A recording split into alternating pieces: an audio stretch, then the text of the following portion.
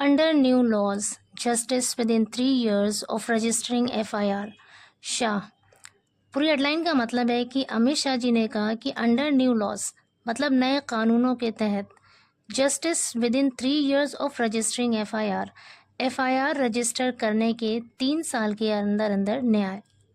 पूरी स्टोरी है। As the new criminal laws came into force on Monday amid protest from members of opposition parties. As the new criminal laws, जैसे ही नया criminal laws मतलब फौजदारी कानून यानी जुर्म से ताल्लुक़ रखने वाला कानून केम इनटू फोर्स लागू हुआ। कम इनटू फोर्स का अर्थ होता है लागू होना, केम इनटू फोर्स लागू हुआ ऑन मंडे सोमवार को अमिड प्रोटेस्ट विरोध के बीच। इट का मतलब होता है बीच, प्रोटेस्ट मतलब विरोध, विरोध के बीच from members of opposition parties विपक्षी पार्टियों के सदस्यों के विरोध के बीच जैसे ही नया क्रिमिनल लॉ लागू हुआ union home minister Amit Shah asked them, union home minister Amit Shah ने उनसे कहा टू मीट हिम, उनसे मिलने के लिए, टू डिस्कस देयर ग्रीवेंसेस, उनकी शिकायतों को डिस्कस करने के लिए। ग्रीवेंसेस का मतलब है शिकायतें।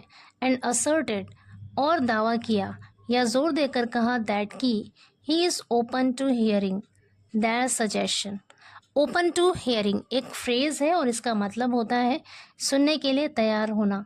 ही इज़ ओपन टू हियरिंग वो सुनने के लिए तैयार हैं देयर सजेशंस उनके सुझावों को।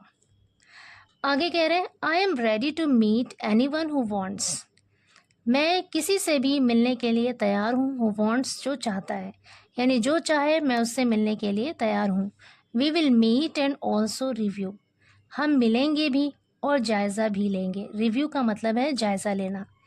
But please do not do politics, लेकिन कृपया पॉलिटिक्स ना करें, राजनीति ना करें। ही सेड उन्होंने कहा एट अ प्रेस कॉन्फ्रेंस, एक प्रेस कॉन्फ्रेंस में, replying two questions about protest from opposition leaders, नेताओं के विरोध के बारे में एक सवाल का जवाब देते हुए उन्होंने एक प्रेस कॉन्फ्रेंस में कहा। आगे कह रहे हैं Shah rejected criticism that the 3 new criminal laws were draconian and repressive. Shah ने रिजेक्ट कर दिया मतलब खारिज कर दिया क्रिटिसिज्म आलोचना को दैट की द 3 न्यू क्रिमिनल लॉज की जो 3 नए क्रिमिनल कानून हैं वर ड्रैकोनियन वो कठोर हैं, सख्त हैं, एंड रेप्रेसिव और दमनकारी हैं मतलब दबाने वाले हैं। ड्रैकोनियन का मतलब होता है कठोर या सख्त और रेप्रेसिव का अर्थ है दबाने वाला या दमनकारी। आगे कह रहे ही सेड उन्होंने कहा द लॉज वर मॉडर्न कि वो कानून आधुनिक हैं मतलब नए हैं।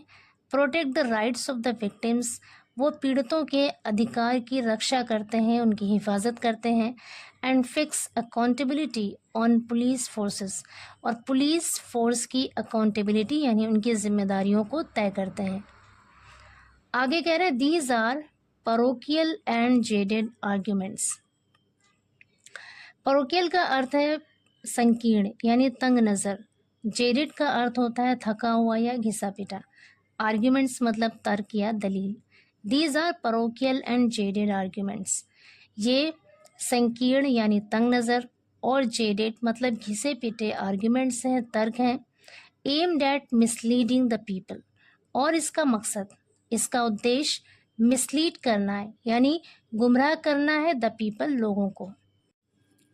दीज लॉज वर पास्ड इन कानूनों को पास किया गया। पैसिव वॉइस का सेंटेंस है, यहाँ पे वर्ब के साथ पास्ट वर्ब की थर्ड फॉर्म है, पास्ट इंडेफिनिट टेंस है। दीज लॉज वर पास्ड इन कानूनों को पास किया गया आफ्टर डिबेट्स बहस के बाद इन बोथ द हाउसेस दोनों सदनों में and scrutinized by a parliamentary committee और एक पार्लियामेंट्री कमेटी की जांच के बाद। स्क्रूटनाइज का मतलब है यहाँ पे जांच करना।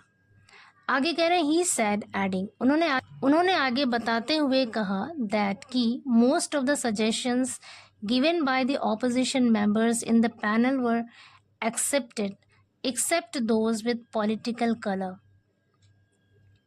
मोस्ट ऑफ द सजेशंस यानी ज़्यादातर सुझाव given by the opposition members, मतलब विपक्ष के सदस्यों के द्वारा दिए गए ज़्यादातर सजेशन, ज़्यादातर सुझाव इन द पैनल में वर एक्सेप्टेड, उन्हें एक्सेप्ट कर लिया गया, स्वीकार कर लिया गया यानी कबूल कर लिया गया। एक्सेप्ट दोज, सिवाय उनके, विद पॉलिटिकल कलर, जो कि राजनीतिक प्रभाव वाले लोग थे। पॉलिटिकल कलर का मतलब है यहाँ पे राजनीतिक प्रभाव वाले, राजनीतिक असर रखने वाले। आगे कह रहे to a question about the protest by Tamil Nadu MPs against the Hindi names of the new laws. To a question about the protest by Tamil Nadu MPs, Tamil Nadu MPs के द्वारा एक विरोध के बारे में, against the Hindi names of the new laws, नए कानून के हिंदी नामों के खिलाफ तमिलनाडु के एमपीज के एक विरोध के बारे में, टू अ क्वेश्चन, उसके सवाल का जवाब देते हुए ही सेड, उन्होंने कहा, these statutes are available in Tamil language. These statutes मतलब ये कानून, ये विधियाँ, आर अवेलेबल उपलब्ध हैं, इन तमिल लैंग्वेज तमिल भाषा में। These laws will be available in all languages, ये कानून विल बी अवेलेबल उपलब्ध होंगे इन ऑल लैंग्वेजेस सभी भाषाओं में। Listed in the constitutions 8th schedule, जो कॉन्स्टिट्यूशन के यानी संविधान के 8वें शेड्यूल में दर्ज है, 8वें शेड्यूल में सूचीबद्ध है। ही एडेड, उन्होंने बताया। आगे कह रहे if they have any opposition to the name, if they have, अगर उन्हें है, एनी ऑपोजिशन कोई विरोध, टू द नेम उस नाम के लिए, उस नाम के खिलाफ कोई विरोध है अगर, दे कैन रेज इट, वो इसे उठा सकते हैं, बाय मीटिंग मी, मुझसे मिलकर, यानी मुझसे मिलकर वो इसके बारे में अपनी बात उठा सकते हैं।